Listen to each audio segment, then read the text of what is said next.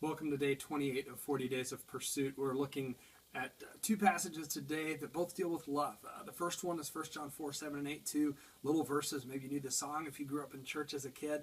It says, God is love, and we're called to love because he loved. And the second passage, 1 Corinthians 13, is what does love actually look like? I mean, when it says we're supposed to love people, what does that look like from God's perspective? Love can mean all kinds of things in our culture. And 1 Corinthians 13 is a passage that is frequently used at weddings. I've used it at weddings before, and I've just said, it's always presented as such a beautiful passage. And it would be if it weren't so stinking hard to obey.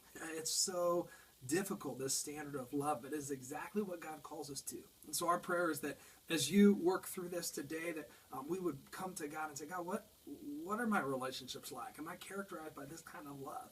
And especially those people that maybe are challenging to love or those closest to you, that you could really lay out 1 Corinthians 13 and say, God, I want this to be true of me. I want to love in this way for your sake, so that I can bring glory and honor to you as loving people, just how you loved us.